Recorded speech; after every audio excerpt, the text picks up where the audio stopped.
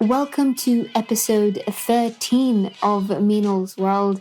It's been another crazy week of fighting the government, protesting, and all the rest.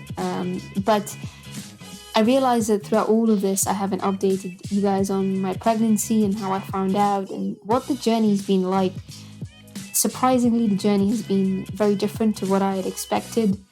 And it's quite similar to a lot of the big life experiences we face, and that is that people will tell us we might be doing the wrong thing. People might be telling us that it might not be the right thing for us, but the whole point of having these experiences is so that we learn for ourselves. And that's been one of my biggest take-home points, that nobody has the right to tell you what to do. Nobody has a right to tell you when it's the right time to make these life decisions, especially as a generation who are educated and got brains of our own, and we spent enough time in school and learning and seeing the world that we can make these decisions ourselves. So in this week's episode, I talk about how I found out I was pregnant, how my family reacted, how my friends reacted, most importantly, how my colleagues reacted, and the support I've received over the last few weeks, last few months, especially with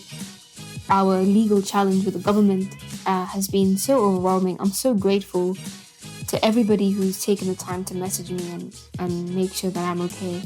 And I'm updating my Instagram and my Twitter and my Facebook with what's going on. So please do follow all of these, the platforms that you do use, and you'll be able to see what's happening. But I really hope you enjoyed this episode. Thank you again for everybody in India, especially, who's been tuning in, because it's thanks to you that I managed to make it to the new and noteworthy section of iTunes.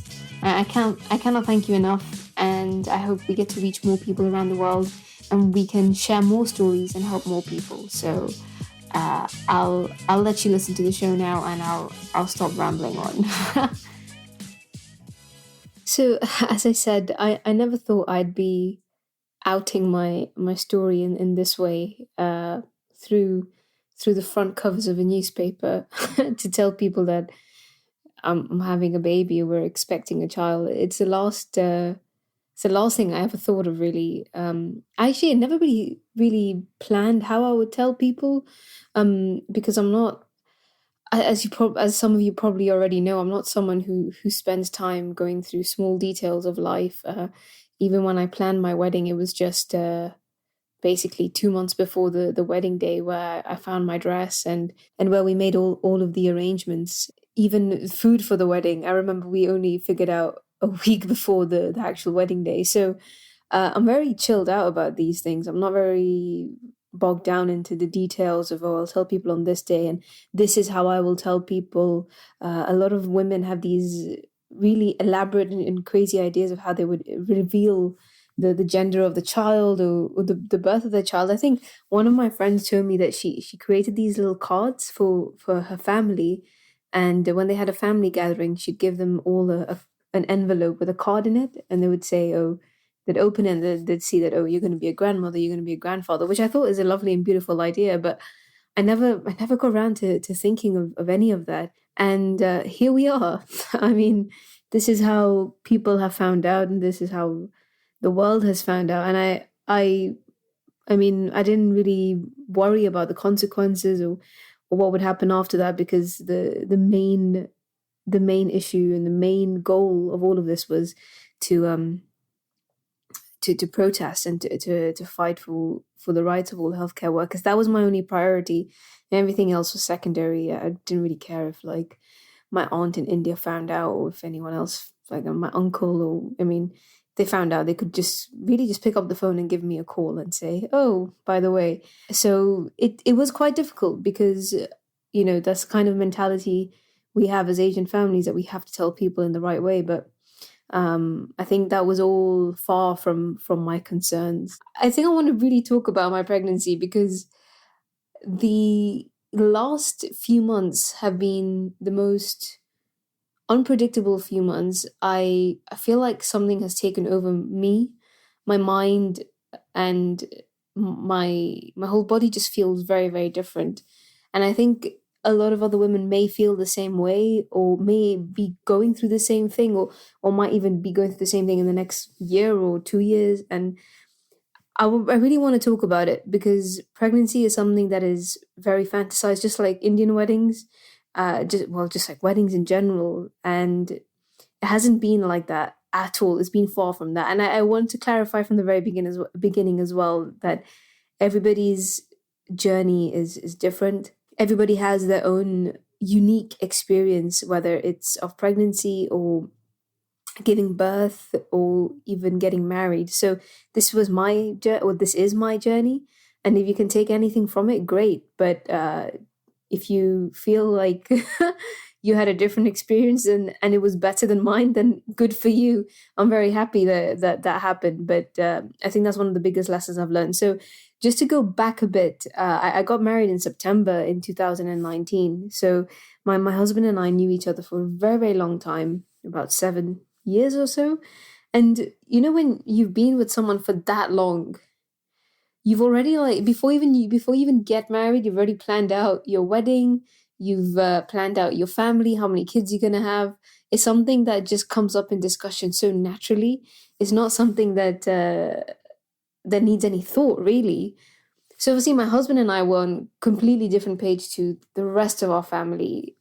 We were just very ahead in our heads in terms of our timeline, and where we saw our future, and where we had our plans.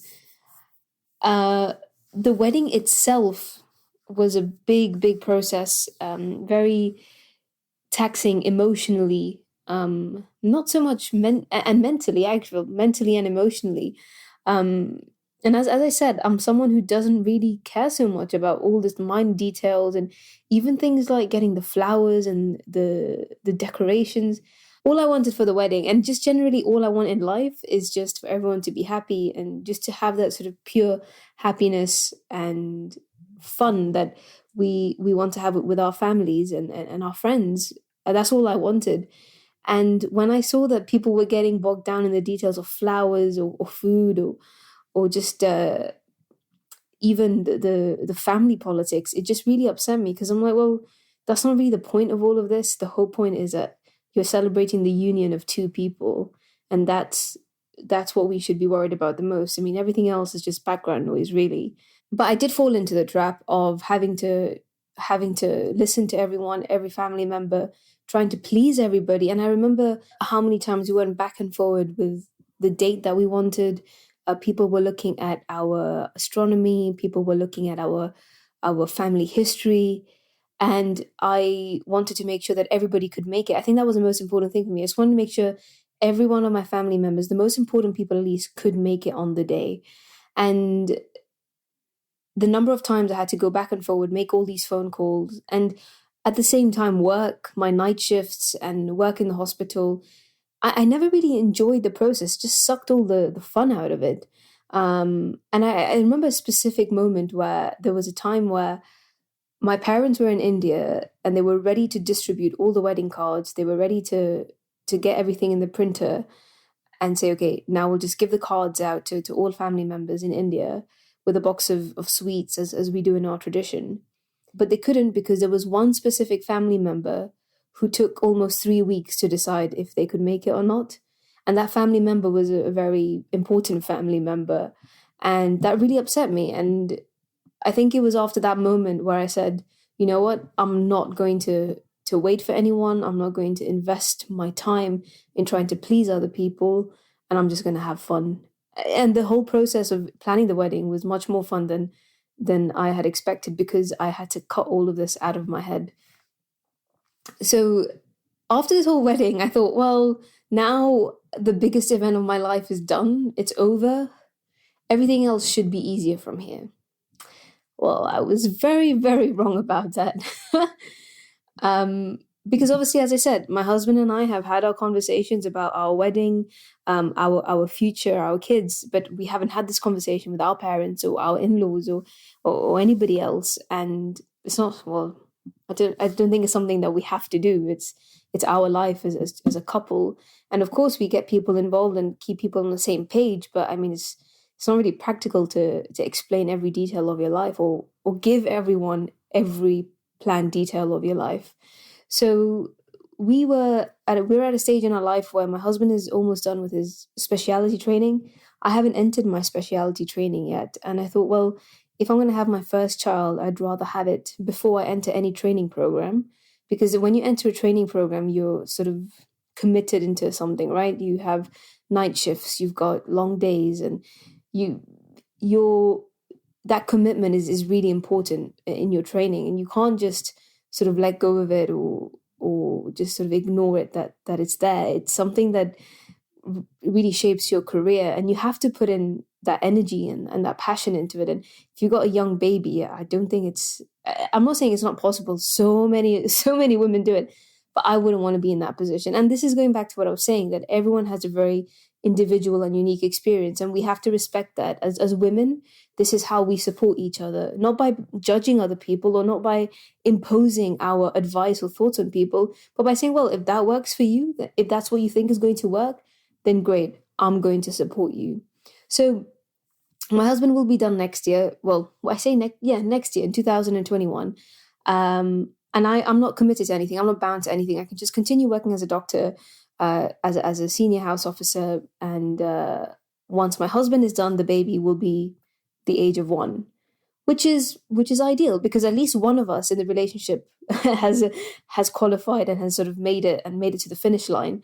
And I thought, well, if I go into a training program and then wait to finish my 3 years of training, or 4 years or 5 years, and just keep in mind I still don't know what kind of training program I want to go into, then it's just a waste of time, really, to just wait for 3 years or 5 years just to have a baby. And I'm young. My husband is 31. He'll be 32 in August. I'm 27. We thought, well, now we're young. We've got the energy. We have that sort of that fire inside us, like we want to run around with our kids. We want to be the parents who are taking our kids everywhere, traveling with our kids, and we want to make sure our bodies can keep up with it. We don't want to be slowed down by age when we have our children. And something that I've spoken about quite a lot, even in Desi Outsiders as well, and just even on my Instagram. I love kids. I love hanging out with them. I used to coach kids in table tennis and in sports, and I it's something I've always thought about since I was a young girl, about having my own family. And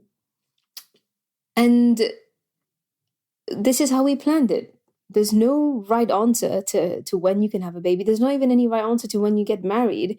There's no right answer to when you should decide when to go into your specialty training. I mean, everyone has a unique path, and it's something that we need to respect. And I think this has been one of the biggest lessons, that we need to, as women, we need to stop the whole idea of imposing our own experiences on other people. And we have to take that element of judging away as well, because, and I'll tell you why I'm saying this so many times and I'm repeating myself, is because when I found out, I told one specific family member of the pregnancy. I spoke up and I said, look, actually it wasn't a family member, it was a family friend. And I told them about the pregnancy, and I said, look, I just wanted to speak to someone about it. And I thought, I'll tell one person, because if I need help for whatever reason, if I become unwell, or if I'm struggling with anything, then I have someone to talk to, right? And someone would know what's happening. I couldn't tell my parents, and I couldn't tell my in-laws, because we didn't want to tell them till about the 10th or 12th week at least, just to be on the safe side. And when I told this person was like, well, but you're not ready. But what about your finances? But what about this? And I was like, wow. I mean, like, that was far from my expectations. I really genuinely thought this specific person would be very happy, and this person would be very involved in the whole pregnancy. But again, as I was saying, different women have different paths in their life, and they will decide to have kids whenever they want, and they will decide to get married whenever they want, and that's up to them. Good for them, but not for me. So That was my first experience of telling someone, and it wasn't great. In fact, it made me question myself as well. I'm like, crap, what have I done? Have I done something wrong? Is there something wrong in my own judgment? Am I ready for this? But I just put it to the side and I said, look, I'm just gonna carry on as normal. Um, and obviously at this point, I wasn't experiencing any symptoms at all. I wasn't experiencing any vomiting or sickness or discomfort.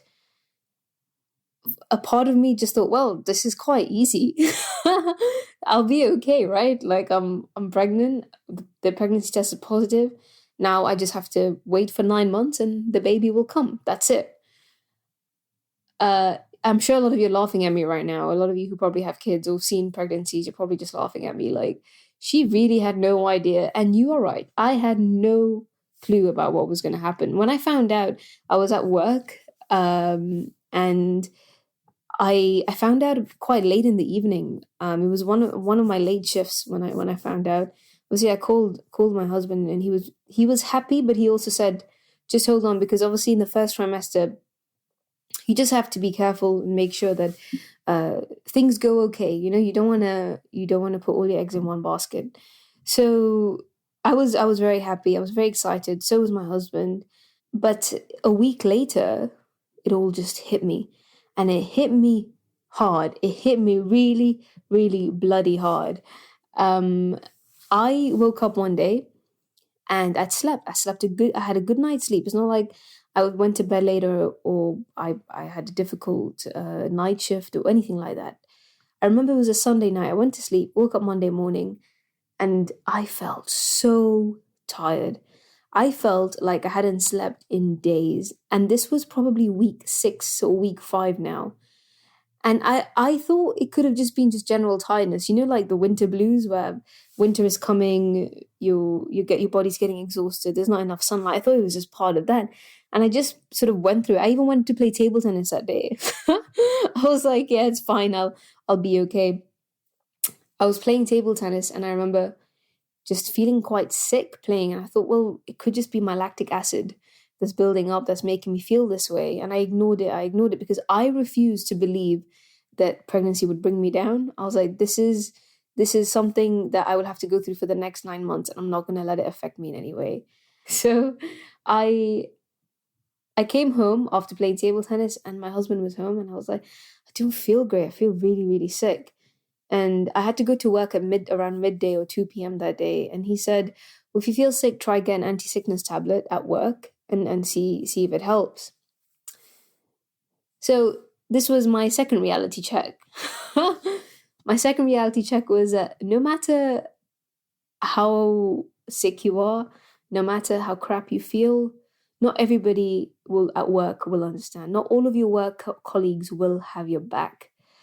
The anti-sickness medication I needed was on prescription, so I had to go into one of the doctor's office to get a prescribed medication. And the doctor himself who prescribed it was a man, and he was very, very understanding, very, very empathetic. And he's like, "Oh, Meenal, I really hope you feel better." And great, I got my prescription, and I was fine. And then I had a few meetings after that, and in those meetings, I was with female consultants, and I remember sitting down with them, and they saw that I had the prescription in my hand, and they were like, "Oh, what's that for?" And I said, "Well, I've just found out I'm pregnant. I've got this sickness, and I need this medication." And to my surprise, the female consultant who was quite old, and she's got kids herself as well, she said, uh, "Just get on with it." And I was like, "Wow, that is a mentality that may have worked decades ago when you were a junior doctor, maybe when you were having kids." But I was quite shocked with that because I genuinely thought that fine, if men don't get it, fine, because they've never been through it. It's not something men talk about. But as another woman, I was like, how could she say that? But then I realized that some women will only give the advice that they have received. If they haven't received anything else from their own experiences, maybe they've got nothing to give. So I've been very I was very forgiving at that time. I was like, fine, like if that's how she is, and that's up to her.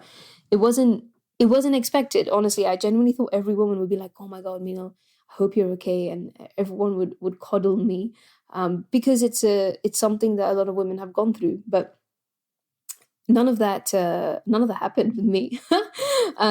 And then I had a few more experiences with other female consultants, and it was kind of the same, where they were just like, get on with it, get on with it. But it was always the consultants or the doctors who were much older. It wasn't those women who were in the same sort of age group as myself, because those doctors who just had kids or have very young kids, very, very kind, very, very caring, and very compassionate, and like even to this day, they're messaging me saying, are you okay? And I haven't seen them for months, but they still have that inside them that, oh, Mina, like, I hope things are okay with you.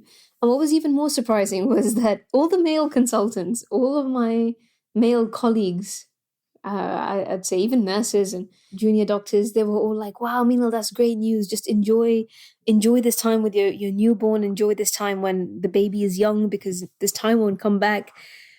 And then I had the females on the other side who were just like, oh, but have you planned your training? Have you planned what speciality you want to go into? And I was like, wow, this is just absurd, because it felt like everything just flipped. I really thought the reactions would be the opposite from both genders.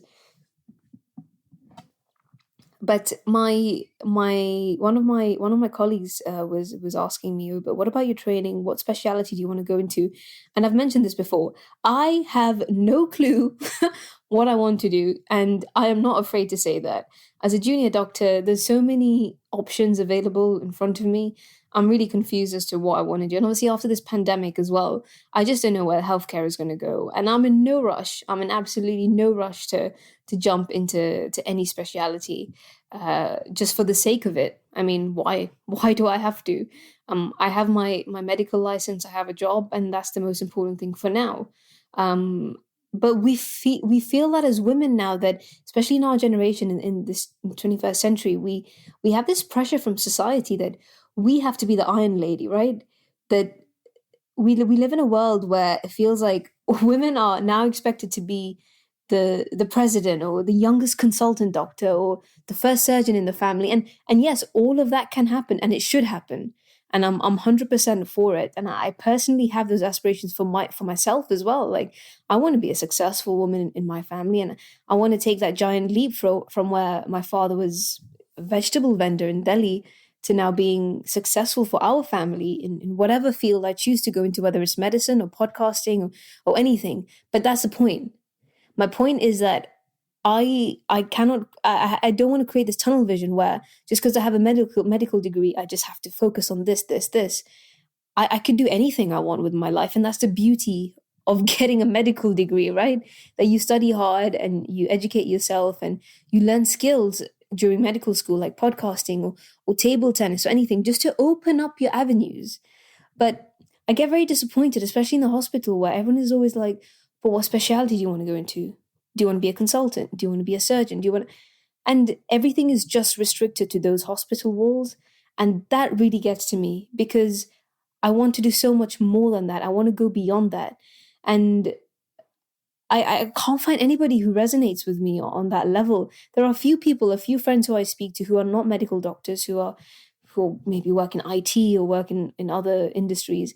They get me and they understand what I'm going through, because I think they see how my brain works, how I jump from one thing to another all the time. So I think it's really important for anybody out there who's aspiring to be something great, or aspiring to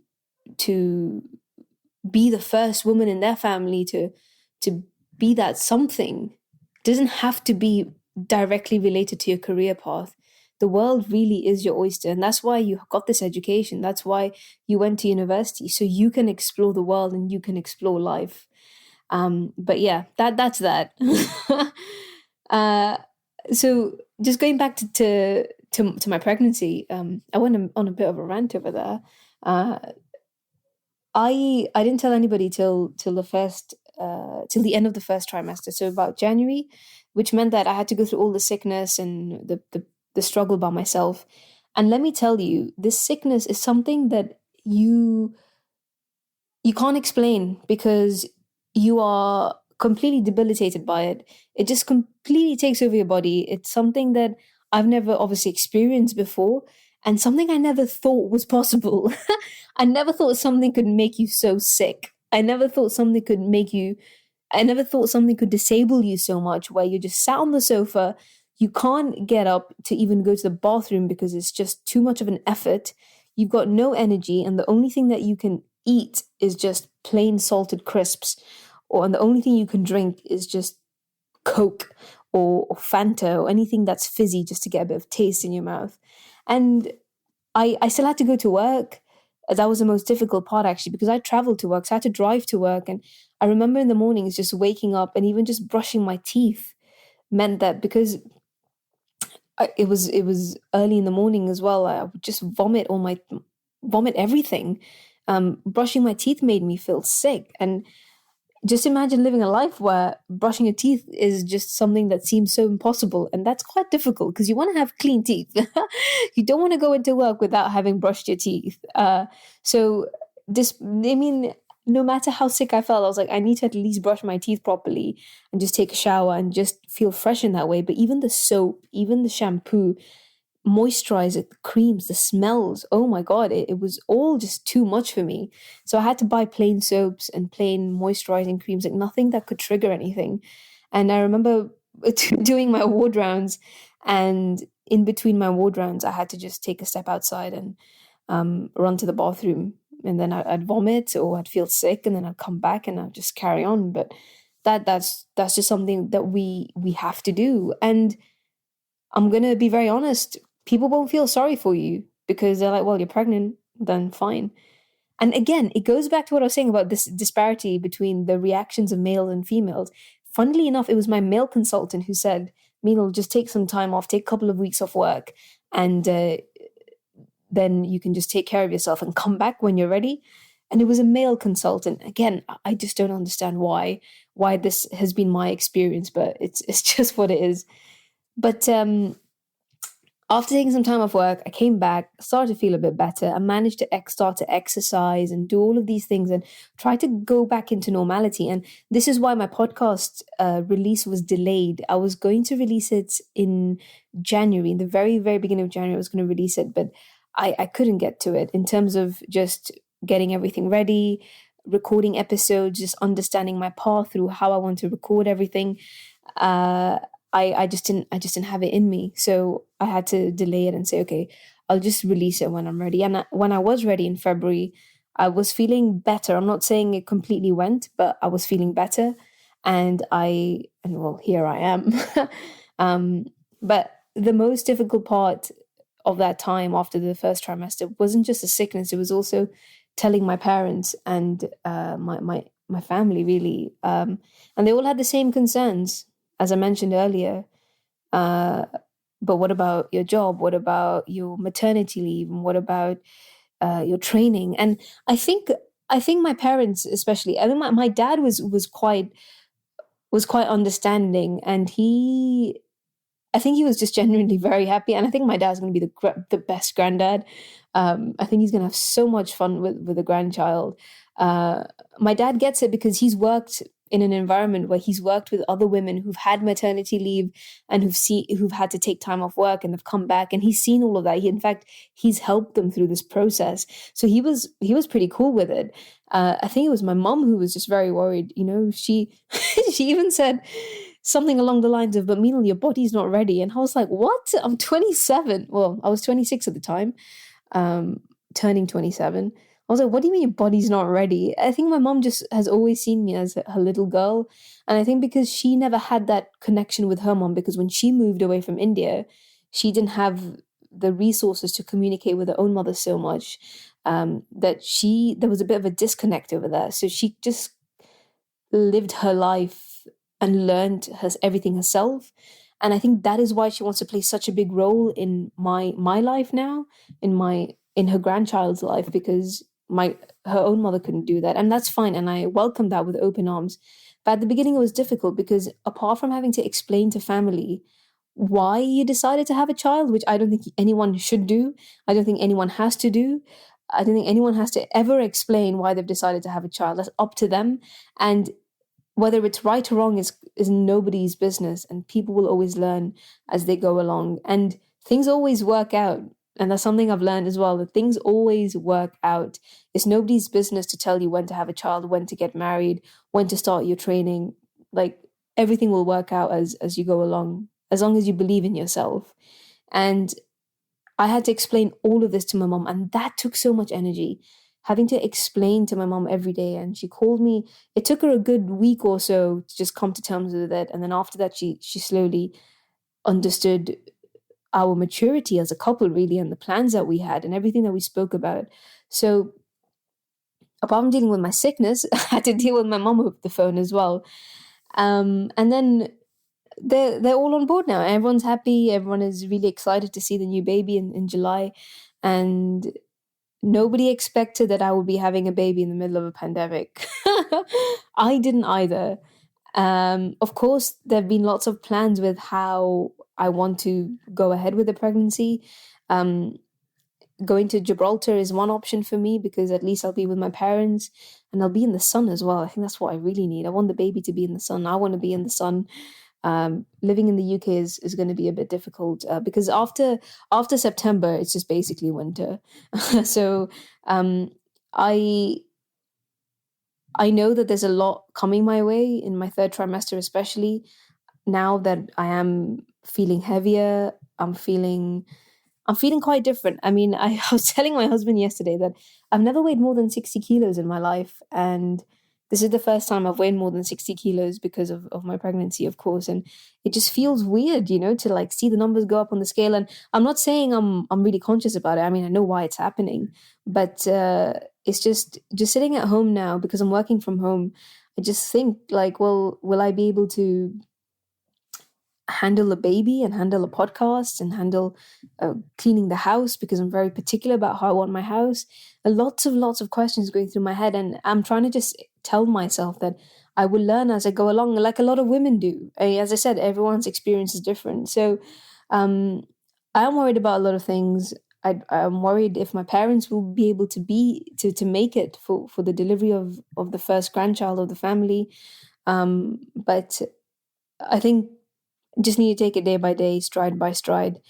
And the reason why I recorded this episode was because I just want to make it very clear to all the girls who are listening, all the ladies who are listening, even all the men who are listening, that you are allowed to make your own decisions and you are allowed to decide your own path for your own life. As an adult, we have our own brains, and you don't have to explain yourself to anybody. You never have to. This is the reason why our parents send us to university. This is the reason why our parents educated us, so we can have a brain of our own. So don't get too bogged down into, well, shall I do this? But what if my parents say this? Or what if my uncle says this? Or what if my grandfather says this? Forget about what people will say. People will talk regardless of what you do. Even if you cure cancer, someone will say something. It's the job of people to do that, because there are some people who just want to talk. And I've learned a really big lesson over the last few days. And my one line I have in my head is just go. Just go and just do what you need to do, because people will talk regardless, and you can deal with that later. That's something you can deal with later. But don't let that stop you from doing what you want to do, whether it's having a child or getting married or deciding to change your career path. Nothing should stop you. And for anyone who's going through a pregnancy right now, or is planning a pregnancy, let me just also remind you, not as rosy as people make it out to be. Being pregnant isn't fun. Wasn't for me, it might be for you. I don't know. You might not even have the symptoms that I did. You might not feel the sickness. You might not feel the nausea that I did. And that's great. I'll be very happy for you, because you would be quite lucky if that happened. But I am here for advice. You can always drop me an email to meenalsworldpodcast@gmail.com. You can find me on Instagram at meenalsworld, and I am quite active on Instagram. I do try to respond to all the DMs, and you can also find me on Facebook and Twitter at meenalsworld as well. So thank you for listening. I feel much better actually after just releasing all of that energy, because I was like, I need to tell someone, and I think a lot of listeners will be able to resonate with me. And thank you all for tuning in, and thank you for helping me get to the top of iTunes as well. It's something I haven't mentioned in the podcast, but we were on New and Noteworthy in iTunes India, which means that now obviously we're reaching out to more people are tuning in, and I'd like to continue talking about things that affect you, things that affect your family, things that affect your health, your well-being, anything. This podcast is for you. So I will see you all next week, possibly with a guest as well. And take care of yourselves, and hopefully this lockdown will be over very, very soon. So I will see you all next week.